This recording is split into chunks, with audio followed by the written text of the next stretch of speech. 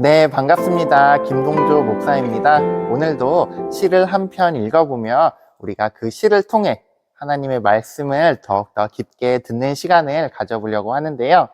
오늘 함께 읽을 시는 정호승 시인의 물 위를 걸으며 입니다.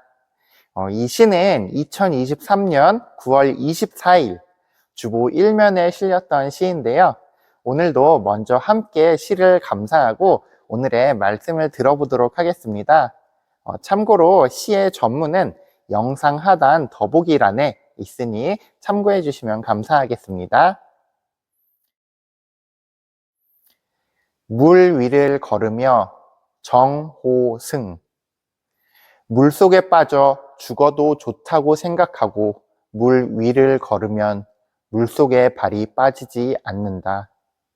물속에 빠져 한 마리의 물고기의 시체가 되어도 좋다고 생각하고 물 위를 걸으면 물속에 무릎이 빠지지 않는다.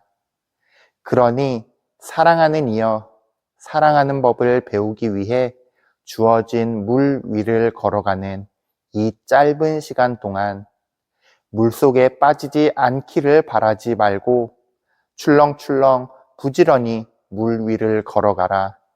눈을 항상 먼 수평선에 두고 두려워하지 말고. 네, 시를 함께 읽어보았는데요. 이날 주일 설교는 우리를 주께로 돌이키소서라는 제목의 설교였습니다.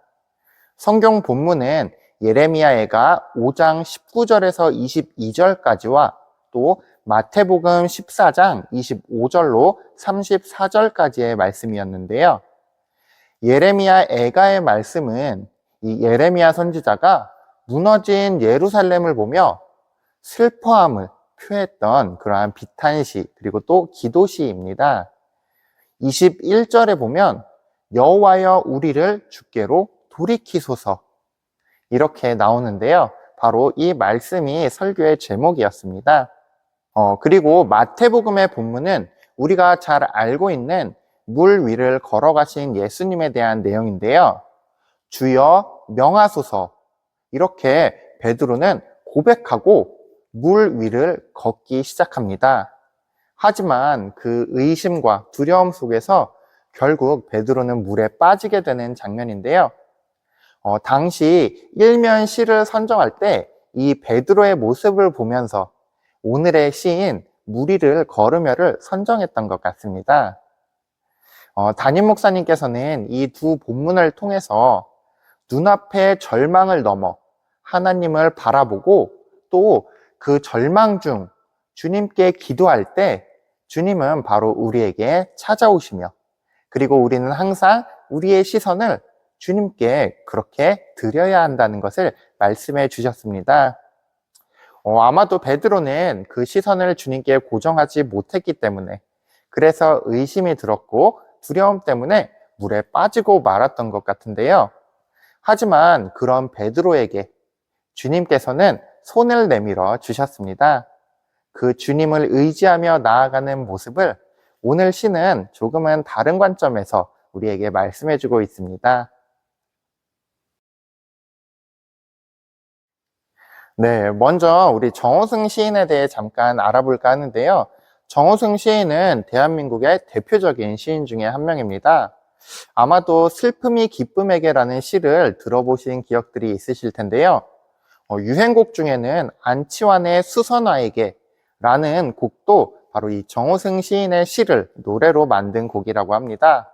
정호승 시인의 작품에는 기독교 신앙이 자주 드러나는데요. 그의 대표작 중에 하나는 서울의 예수라는 시도 있습니다. 정호승 시인의 어머니께서는 독실한 기독교 권사님이셨다고 합니다. 그래서 아마도 정호승 시인은 어렸을 때부터 성경을 가까이 하며 자라났던 것 같은데요.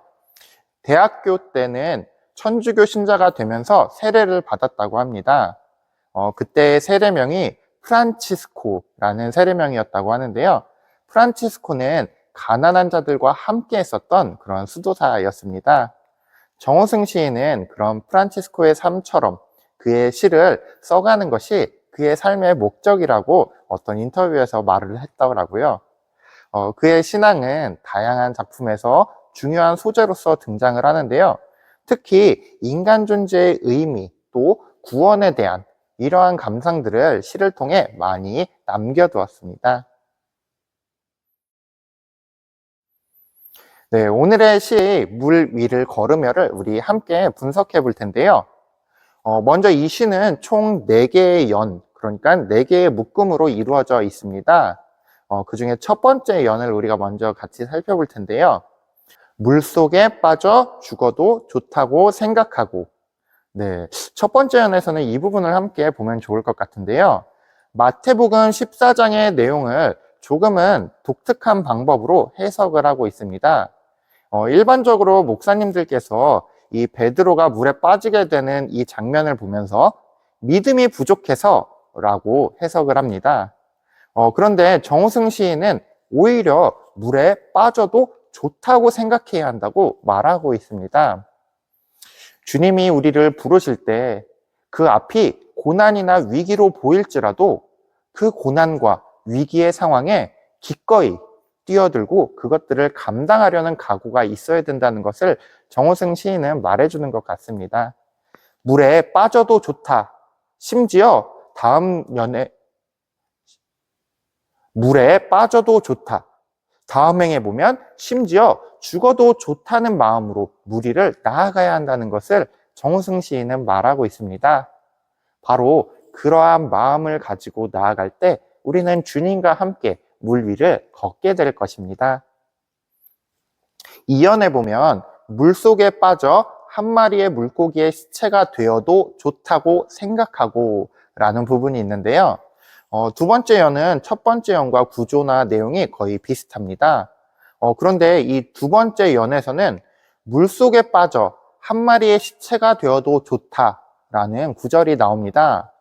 사실 우리는 순교자라고 말하면 순교 이후에 많은 사람들에게 믿음의 영웅으로 이렇게 알려지게 되는 장면을 상상해 보곤 하는데요. 그래서 저도 어렸을 때는 순교는 참 멋지구나 라는 생각을 해보았습니다.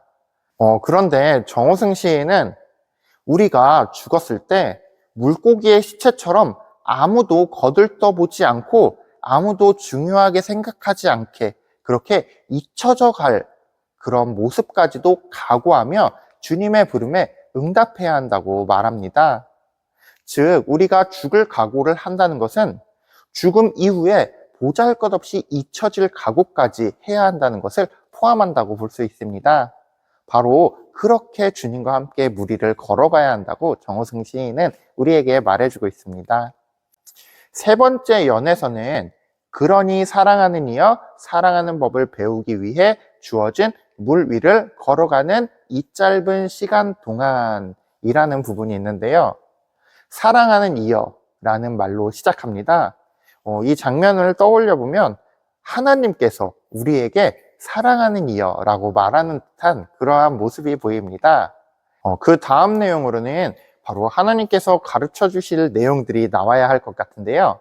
정우승 시인은 이 부분에 이러한 시를 써놓았습니다. 바로 우리의 삶의 짧은 시간들이 바로 사랑하는 법을 배우기 위해 주어진 시간이라고 정우승 시인은 우리에게 가르쳐 줍니다. 예수님께서 우리에게 가르쳐 주신 두 가지 계명, 바로 하나님을 사랑하는 것, 그리고 이웃을 사랑하는 것. 우리의 이 땅에서의 짧은 삶은 바로 그 두 가지 사랑하는 법을 배우는 시간이라는 것입니다. 매우 우리의 인생을 독특하게 바라보는 멋진 시각이라고 생각이 듭니다. 마지막 사연을 같이 살펴볼 텐데요. 물속에 빠지지 않기를 바라지 말고 출렁출렁 부지런히 물 위를 걸어가라. 눈을 항상 먼 수평선에 두고 두려워하지 말고. 이렇게 시가 끝나게 됩니다. 정우승 시인은 우리가 물 위를 걸을 때 필요한 것이 물속에 빠지지 않을 것이라고 믿는 그러한 믿음이 아니라고 말합니다. 오히려 물속에 빠지더라도 주님께서 함께 하실 것이라는 그러한 믿음이 필요하다고 말합니다. 그것이 바로 물 위를 걸을 때 우리가 가져야 할 진정한 믿음의 모습일지도 모릅니다. 그 다음 부분에 보면 눈을 항상 먼 수평선에 두라고 말하는데요. 이는 우리가 가까운 곳이나 좌우를 살피며 우리의 앞에 있는 고난이나 어려움, 두려움에 시선을 두는 것이 아니라 저 멀리 있는 바로 하나님 나라, 하나님을 향해 우리가 시선을 고정하고 그곳만을 향해 나아가야 한다는 정호승 시인의 가르침일 수도 있습니다. 마지막에 정호승 시인은 시를 이렇게 맺습니다. 두려워하지 말고. 우리의 신앙의 길에는 두려워하지 않는 믿음이 필요합니다. 그것은 물에 빠질까 두려워하지 않는 믿음이 아니라 물에 빠져도 절망 중에도 기도하는 중에 주님께서 우리에게 찾아와 주실 것이라는 그러한 믿음입니다. 그 임마누엘 주님을 바라보며 우리의 인생의 바다를 걸을 수 있는 그러한 우리 아현주한교회 성도님들이 되시기를 소망합니다.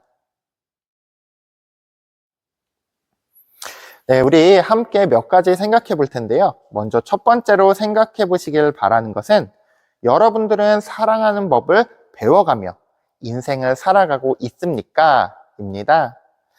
정호승 시인의 물 위를 걸으며를 읽으면서 가장 독특하다고 생각했던 구절은 바로 사랑하는 법을 배우기 위해 주어진 물 위를 걸어가는 이 짧은 시간 동안이라는 이 글귀였는데요. 정호승 시인은 이 땅에서의 우리의 삶을 바로 하나님께 대한 또 이웃에 대한 사랑을 배워가는 시간이라고 말합니다.